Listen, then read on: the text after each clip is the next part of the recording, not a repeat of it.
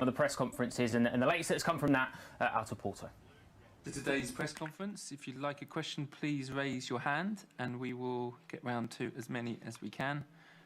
We're going to begin with John Cross, if John's available. Yes, I hope you can hear me. We can. Thomas, I just wondered what the build-up has been like in the last few days. Do you see the real hunger and the desire in the players' eyes? Just how big a final is this, and how big an opportunity is it? How determined are the players? Well, I would say I have full trust that everybody wants it. It is about, of course, it is about hunger, and it always on highest level in sport, it comes down to the question like, how bad do you want it? But I felt us very concentrated. I felt us very focused. Felt us very disciplined in the build-up of this week. I feel us with a genuine confidence, which is very nice to have, and which is a very nice feeling to arrive in a final. We had 2 training sessions in London. One yesterday we did a bit of a tactical session because today is obviously live. So today is the last training to find out the last details, to get the last feeling, and also more important for the players to get a feeling about the stadium and feel it, smell it. And the occasion is coming closer. And then from dinner today, we will have a countdown with 2 meetings tomorrow and the big match coming up. Jacob Steinberg. Hi, Thomas. Hi. How much of this do you think will come down to the tactical battle between you and Pep Guardiola?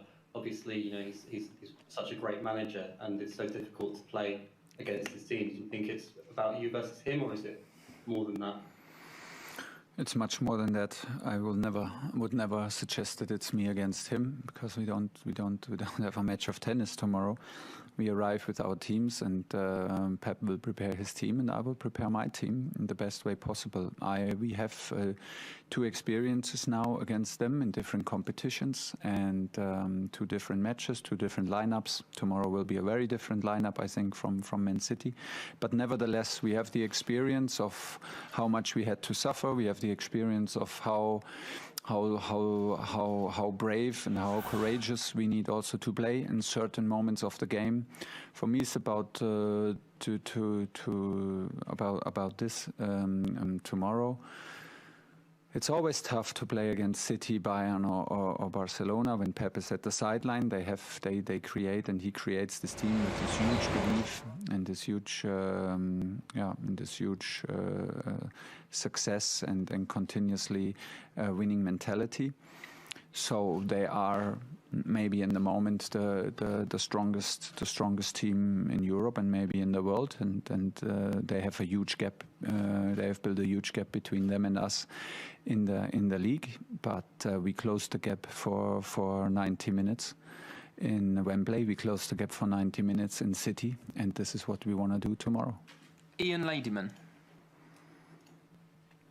Hi, Thomas, can you hear me? Yeah.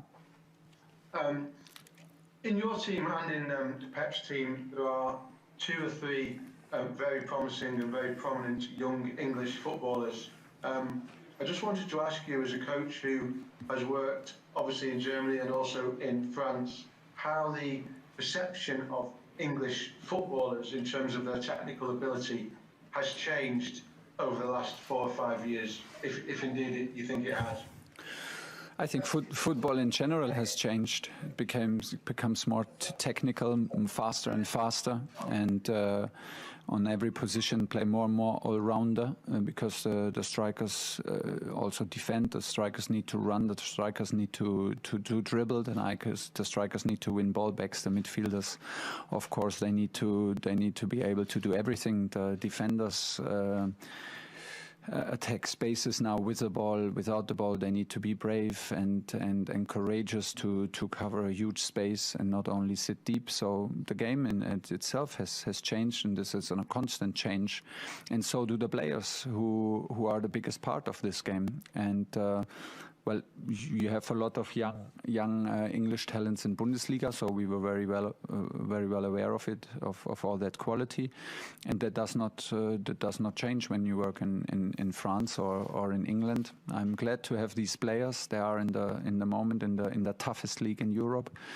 This is what shapes their attitude. Our club has a strong work ethic and is a strong club that sharpens your mentality, that sharpens your attitude, and this is very, very good. And from there on we go, and we rely on them and we trust them. They're a big part of our squad. Andy Dillon. Hi Thomas, can you hear me okay? Absolutely. Good. I hope you're well. You've said several times that you want to shape Chelsea into the team that people fear, that other teams don't want to play. I just wonder, are Manchester City that team at the moment? And what's your message to your young team in order to overcome that in the next 24 hours, please? Well, it's a bit hard to answer in detail because these are the messages for my team. So we had some messages already yesterday in Cobham, and it's pretty much our routine to have tactical meetings, tactical sessions, to divide it in offense and in defense. And like I said, we are very well aware that Man City is the benchmark with this team and this manager over the last years. But we are very well aware that in football, you are always able to close the gap, and we closed the gap twice, and this is the challenge for tomorrow. And how did we close the gap? We were courageous, we were brave, we were suffering together, and we were strong as a team. We had a strong belief, we had strong quality, and we did show up in every single minute, and this is it. This is pretty much it. These are now the headlines for it, but you need to break it down into behavior, into little details, and this is what we do with the team. Any team news, please, as well? Injuries, Mendy, Kante. Best news ever. No injuries, and I hope it stays like this till after the training today. Nick Purewell.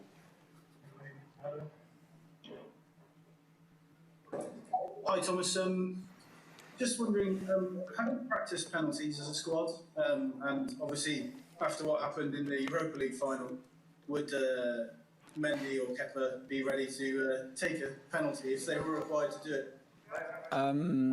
Well, I hope so. We always practice penalties when we face a match where it's possible that it's going to penalties.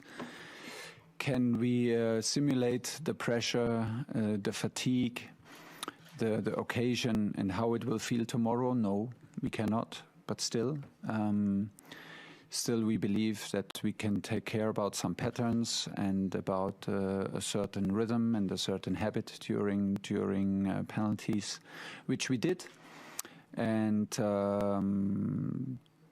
honestly, the penalty shootout was fantastic in terms of quality from the takers, which was I don't think I've ever saw something like this.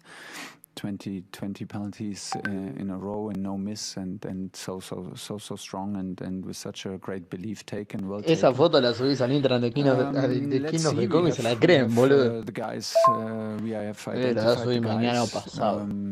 who should take the penalties for us. But I don't know who's in the end on the pitch, so we need to be well aware. But we are prepared, and in the end, if we go to penalties, we go in there together, and we go out of penalties together, no matter what happens. Okay, we've got time for 3 more. John Murray, 5 Live. Hi Thomas, I just wonder what personally you and your staff can do, what you can take from the experience you had of being in a Champions League final less than a year ago, and to try and make it go your way this time. Yeah, but it's a different team and it's a very different situation. So if I was a player, I would not like my coach to talk about his personal experience in the last year. I don't think if I was a player that would help me. If we had this experience together, then we could use it and we could share it and we could grow from it. But it was like you said, for me and my staff, experience is a crucial thing in coaching. And after every match, I'm a bit smart. smarter coach and a more experienced coach. And this is the demand that I have to myself. So, of course, we learn our lessons from defeats. But it was, like I said, it was a 3-match tournament. It was a knockout tournament. It was Bayern Munich in the final. It was Paris, our team. So there's not so much where you can draw a line and say, yeah, this is the key point that we did wrong, or that we have to learn and then step up from that to make it happen. I don't think there is, but like I said, we need every match to evolve as coaches, and this was a big part of it.